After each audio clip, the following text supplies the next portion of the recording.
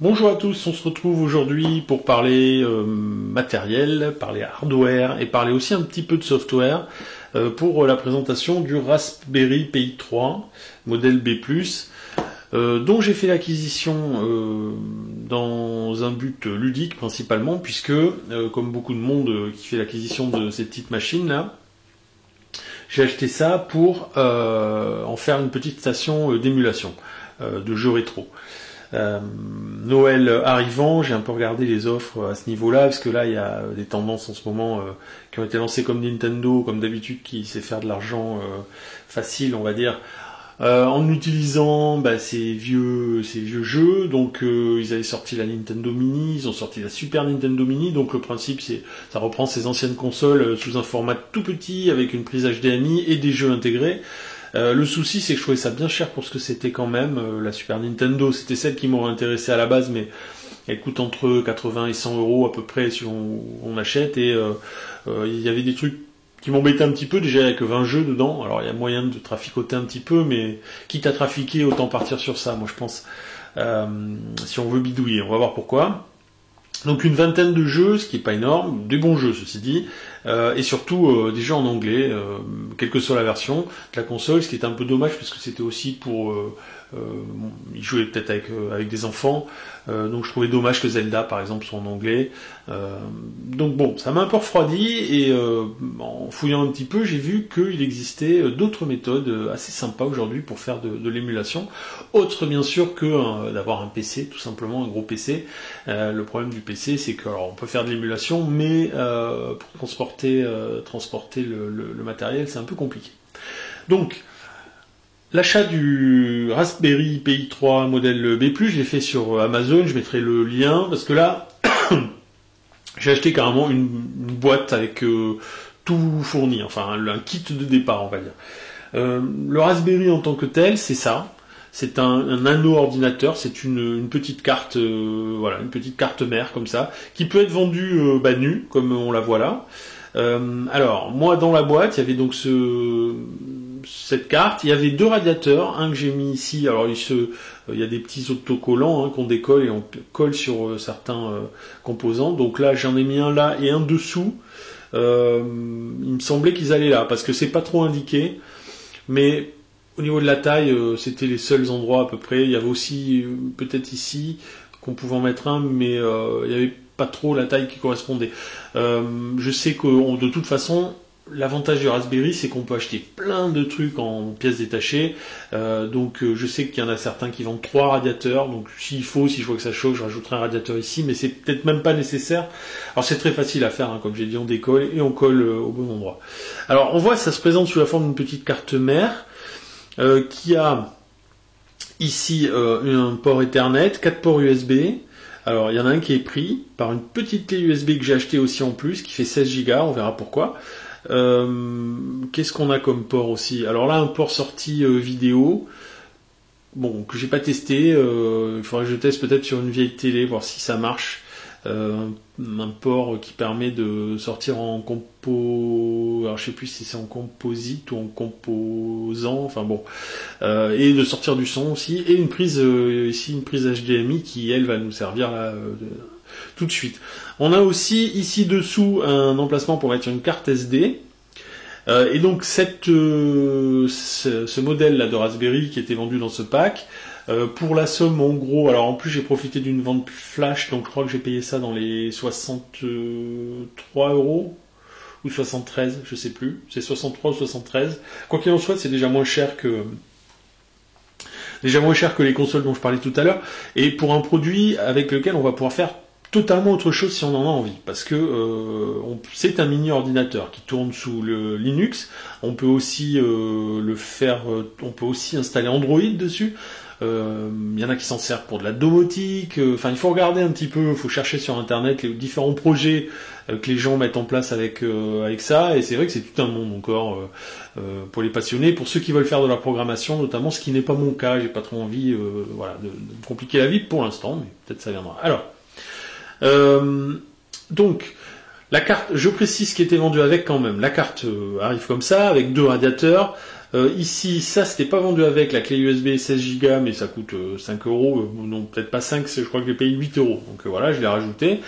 Par contre, la carte SD était vendue avec, et elle était déjà formatée avec un système d'exploitation, qui s'appelle Noob, qui est le système d'exploitation pour commencer avec le Raspberry, et qui permet de télécharger d'autres choses, puisqu'on a vu, il y a donc une prise Ethernet pour pouvoir se connecter au réseau, et il y a même une puce Wi-Fi qui permet de se connecter en Wi-Fi.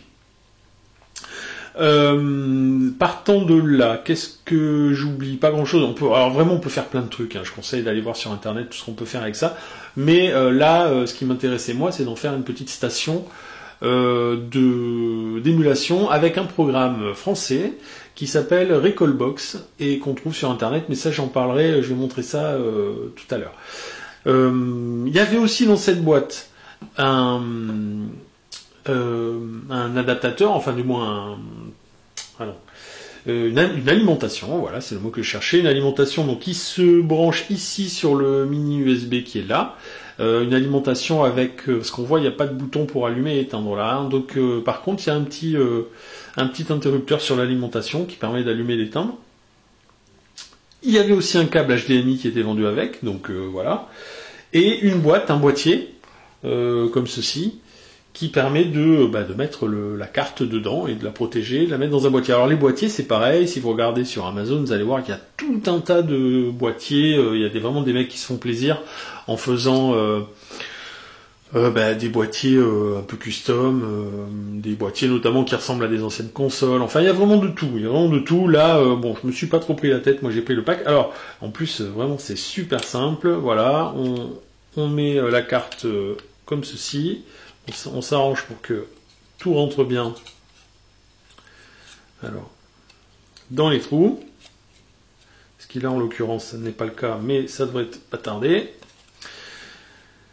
Bon, je vais pas m'énerver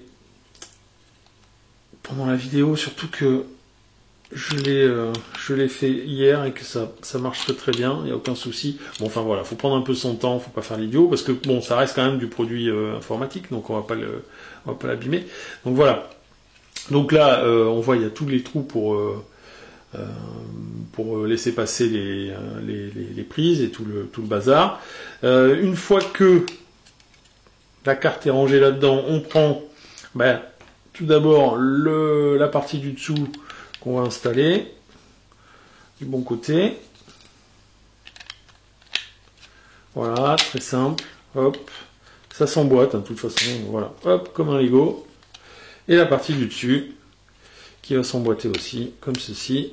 Et voilà, et on a une jolie petite boîte qu'on va pouvoir poser à côté de la télé et qui va nous servir donc de boîte d'émulation. Donc là, ce qu'on va voir maintenant, en passant sur le PC, c'est ce qu'il faut faire avec la carte SD pour pouvoir utiliser Recalbox, sachant que donc la carte SD elle est absolument indispensable. Ça à la limite ça l'est pas. Cette petite clé USB là, elle me sert de stockage externe pour les jeux, de façon à ce que si par exemple je dois formater le système, j'ai quand même toujours mes jeux qui sont ici, il n'y a pas de problème.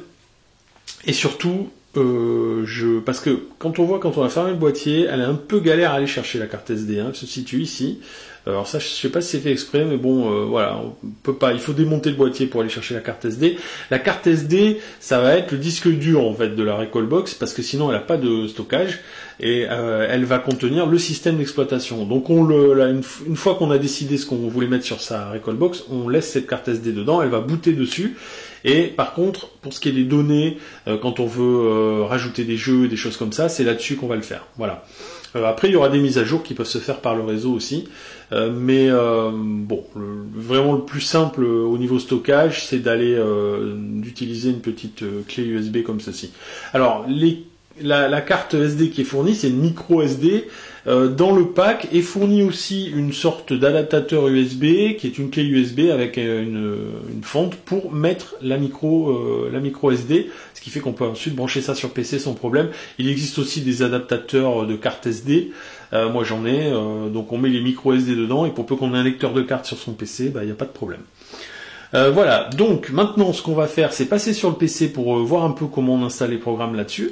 Et puis ensuite, on va voir en troisième partie comment tout ça marche sur la télé.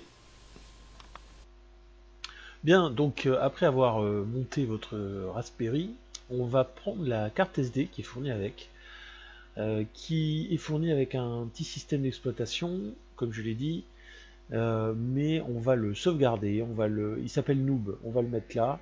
Il permet d'installer Linux, enfin il permet d'installer tout un tas de trucs pour le Raspberry. Mais nous on va pas s'en servir de ça, on va le sauvegarder, on va copier tout ce qu'il y a dans la carte SD, on va le sauvegarder quelque part, ça peut toujours servir. Et on va formater la carte SD avec un petit programme qui s'appelle SD Card Formatter, qu'on va aller télécharger quelque part. Je mettrai le lien, j'essaierai de mettre un maximum de liens dans la description. Donc on choisit la carte, là j'ai pas de carte sur le PC donc elle n'y est pas évidemment. On fait un quick format, ça suffit, format, et on se retrouve donc avec une carte formatée de 32 Go à peu près, une trentaine de gigas. Ensuite, on va aller chercher un programme qui s'appelle Balena Etcher. Il s'appelle Etcher, je mettrai le lien là aussi dans la description, qui va nous permettre de graver en quelque sorte une image sur cette carte SD formatée. Donc une image qu'on va aller chercher sur le site Recalbox. Donc recalbox.com. Comme on voit, je crois que c'est français ce projet, et donc c'est vachement agréable parce que tout est en français. Donc on voit ici, là, tiens, on va voir un petit peu les systèmes supportés. Donc on a l'arcade classique, la NES, la Family Computer Disk. Donc c'était un truc qui est sorti qu'au Japon, ça, la Super Nintendo, la Master System, la PlayStation, la Mega Drive, la Game Boy Advance, Atari 7800, Game Boy Color, PC Engine, Atari 2600. Sega CG1000, MSX, Nintendo 64, Sega 32, Sega CD, ScumVM. Ça c'est pas mal ScumVM puisque c'est en fait l'émulateur qui permet de faire tourner tous les vieux jeux LucasArts notamment dans leur version originale. Donc les Game Watch de notre enfance, PR Boom, donc ça c'est les jeux Doom qui sont émulés, la Vectrex, la Game Gear, le Virtual Boy. Alors bon, après il y en a tout un tas là, à moins d'être un grand passionné, je vois pas trop l'intérêt parce que c'est des consoles qui n'ont pas très bien marché. La Neo Geo, donc ça par contre ça vaudrait sûrement le coup d'essayer de la faire fonctionner, même si c'est pas forcément ce qu'il y a de plus simple, d'après ce que j'ai compris, enfin bon. Moi ce qui m'intéresse aussi c'est que j'ai vu qu'il y avait l'Atari ST, et j'en ai eu un quand j'étais jeune, donc j'avais des super jeux dessus. Et ça va apparemment jusqu'à la Dreamcast, donc PSP, donc il y a quand même, on voit beaucoup de trucs qui sont émulés. Alors je vois pas j'ai pas vu l'Amiga, c'est dommage parce que il y avait de très bons jeux sur Amiga, mais apparemment il est pas émulé. Bon, ça viendra peut-être un jour.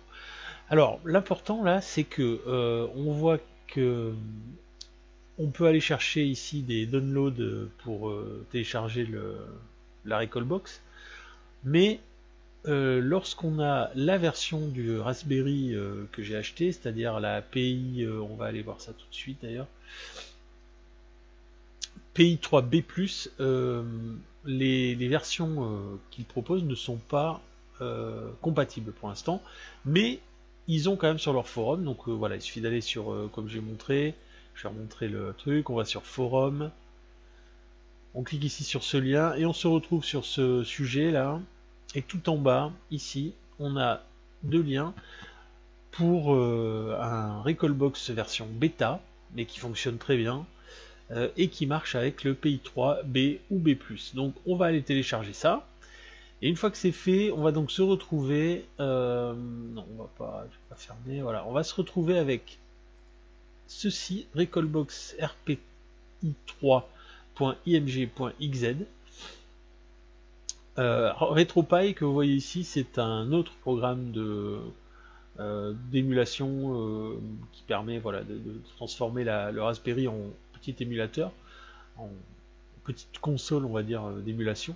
Mais bon, en comparant les deux rapidement, j'ai une préférence pour Recalbox. Donc, comment on l'installe? On utilise ce programme, la Balena Etcher, qu'on va lancer.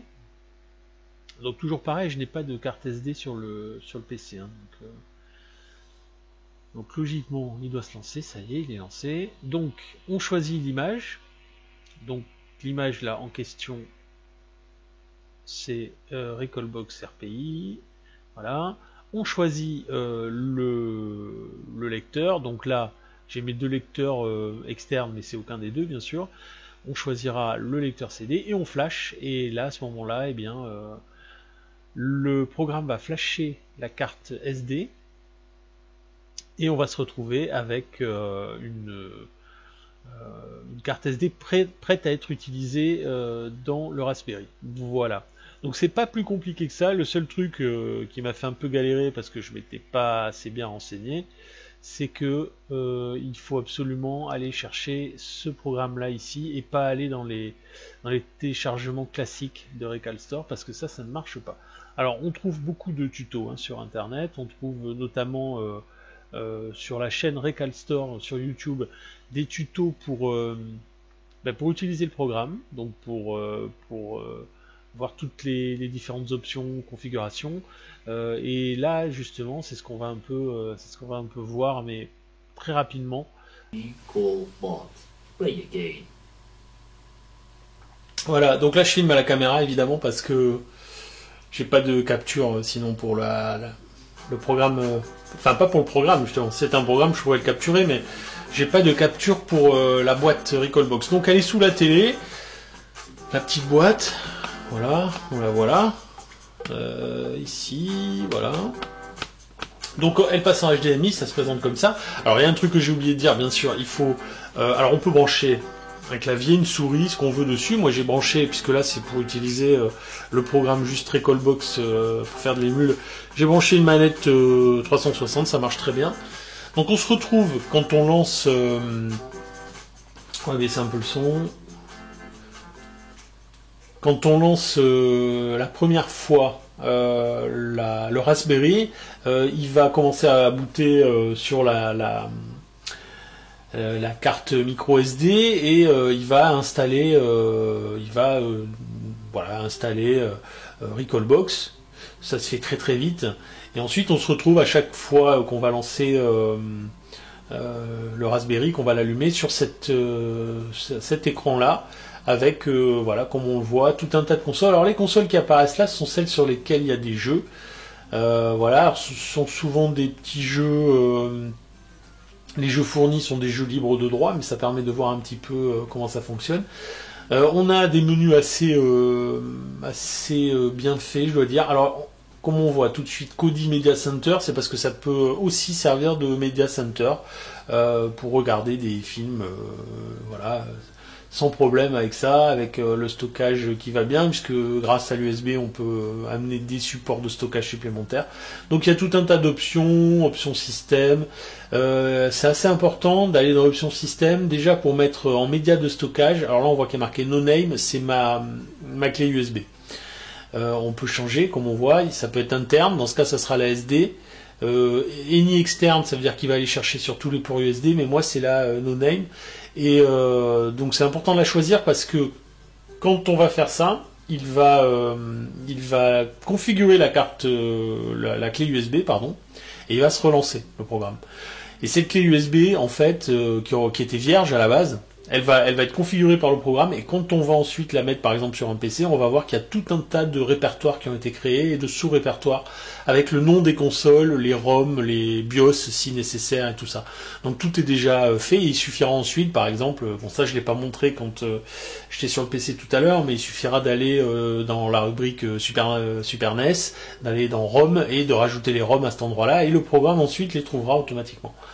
Donc voilà, donc là je quitte. Donc il y a des mises à jour, comme on peut voir, vérifier les mises à jour, mais là on va pas pouvoir le faire de toute façon, puisque je suis pas connecté au réseau.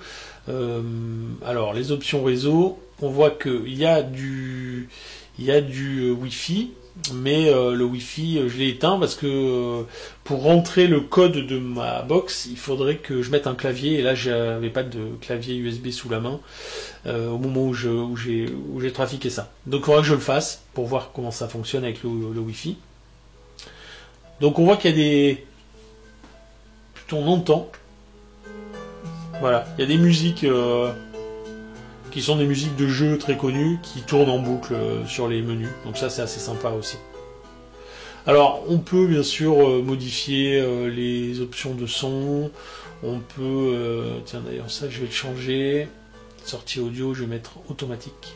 Voilà, fermé.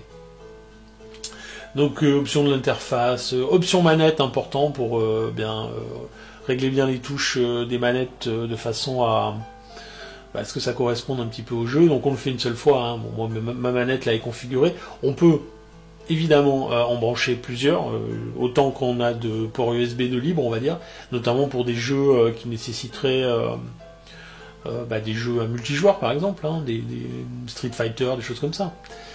Qu'est-ce qu'il y a comme option assez importante? On va aller voir. Alors, option des jeux. Voilà, là on peut choisir on va dire l'aspect graphique des jeux. Alors lisser les jeux, c'est conseillé. Format jeu custom. Alors tout ça, je sais pas trop ce que c'est. On va laisser custom, je pense, parce que là il y a beaucoup d'options. Il faut que je vois dans. Ouais, on va mettre. Auto, custom, ouais, on va mettre auto, peut-être. Bref. Voilà, là le rembobinage, c'est parce que c'est quand même un émulateur assez avancé, donc on peut, au cours de la partie, si on fait une erreur, rembobiner pour... il y a des options, une option très simple pour rembobiner et revenir un peu plus avant dans le jeu. Sauvegarde, chargement automatique, enfin bon, il y a tout un tas de trucs. Alors, shader set, moi j'ai mis scanline. Il y a rétro aussi, alors tiens, je vais essayer rétro pour voir. Alors ça en fait scanline, ça fait apparaître des lignes un peu comme sur les télés à l'époque. Et rétro, tiens je vais tester rétro, on va aller tester ça tout de suite. Voilà, on va fermer. Donc logiquement, je vais aller vérifier, mais ça c'est sauvegardé, c'est bien. Que dire? Alors Scrapper, ça permet d'aller se connecter sur un site sur internet qui va permettre de faire, on va voir ça ici je pense, voilà. On voit que là il y a le nom du jeu et puis sur la droite il y a un screenshot du jeu, la photo de la boîte, tout un tas d'infos. Bon, pour ça il faut aller chercher ces infos là sur internet. Quand on a juste mis ses ROM comme moi je l'ai fait par exemple, on va aller voir la Super Nintendo. Voilà, moi j'ai pas encore fait tout ça ici. Alors celui-là a été fourni, Classic Kong, donc on voit que là c'est le cas, mais les autres il n'y a pas. Donc, tout simplement, on utilise ce truc là, Scrapper. Alors apparemment, je l'ai pas testé, hein, mais bon déjà il faut avoir une connexion internet, et puis après ça prend pas mal de temps, donc à voir. Alors on va les tester par exemple, qu'est-ce que j'avais essayé hier? Super Castlevania 4, comme ça je sais à quoi il ressemblait en Skyline, on va le tester en mode rétro. Donc l'avantage de ces jeux-là, mis à part le côté nostalgique pour les vieux comme moi, c'est que pour des enfants, c'est quand même bien, parce que les jeux au niveau ludique sont très sympas. Et c'est pas violent, c'est pas la violence d'aujourd'hui quoi. Bon, alors après, voilà, hein, ça reste de l'émulation et donc de vieux jeux, donc c'est pas non plus des graphismes à se rouler par terre, mais alors, non, c'est quoi déjà pour mettre le nom? Ouais, c'est ça. Voilà, on va voir un peu. Après, l'émulation marche super bien.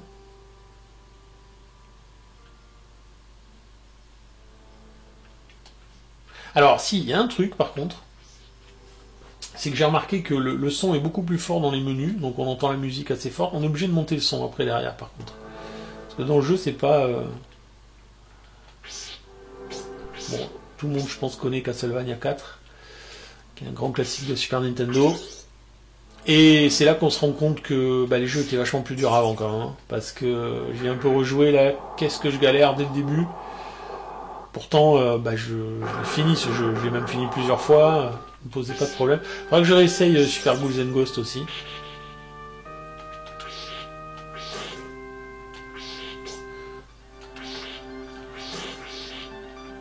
Voilà. Donc on voit, ça marche super bien.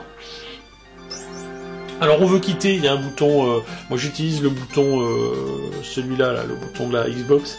On appuie sur ce bouton et Start, et hop, on revient sur le menu. Ce bouton-là, il sert à plein de trucs, il sert à... Voilà. Comme je disais, là, le son est très fort. Bon, je sais pas, de toute façon, encore une fois, c'est une bêta. Donc le bouton là, le bouton hotkey, ils appellent ça je crois, il sert à plein de trucs, il sert aussi à sauvegarder, il sert à rembobiner, enfin voilà, en combinaison avec d'autres touches. Voilà, donc là j'ai mis quelques jeux Super Nintendo. Donc là, Doom, alors j'ai pas essayé, je pense pas que ça doit être jouable à la manette, on va tester.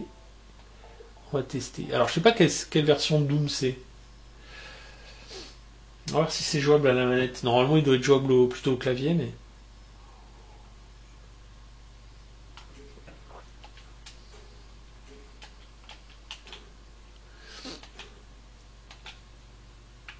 Ah si, c'est tout à fait jouable. Ah ouais, par contre, ça va super vite. Ok. Ouais, pas de problème. C'est le Doom qu'on connaît, quoi. Donc ensuite, il faudra que je regarde un petit peu sur Internet les différents réglages, j'imagine, pour avoir en fonction des jeux, en fonction des consoles, peut-être la meilleure configuration possible.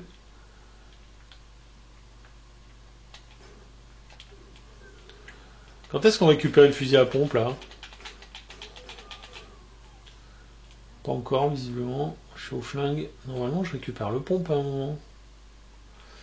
Ça, c'est peut-être que la version shareware qu'ils ont mis de Doom, c'est possible.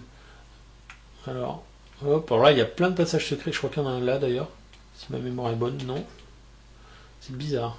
Il semblait qu'il y avait un passage secret ici.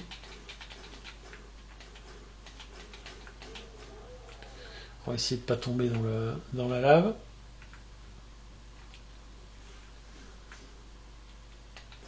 Bon, Doom, c'est pas le meilleur exemple de jeu de jeu sympatoche et pas violent dont je parlais tout à l'heure, mais ça reste un grand classique. Core does not support save states. Je sais pas ce que ça veut dire, je me suis planté de bouton, c'est pour ça aussi. Hop là, on va quitter.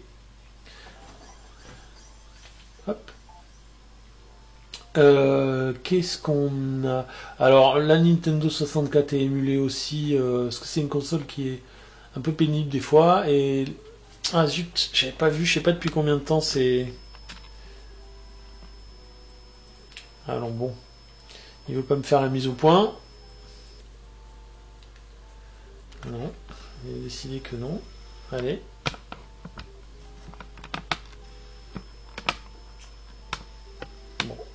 Ouais, c'est pas facile à filmer un écran. Alors on va voir s'il va filmer là. Je sais pas depuis combien de temps la mise au point est pourrie.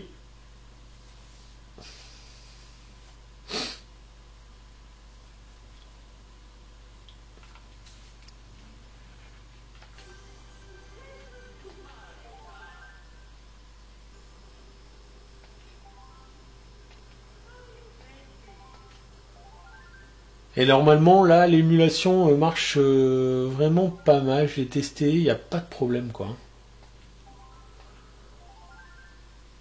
Au niveau vitesse et tout ça. Alors, et ouais, sauf que là, bien sûr, c'est flou. Il veut pas se cadrer sur le... Il refuse.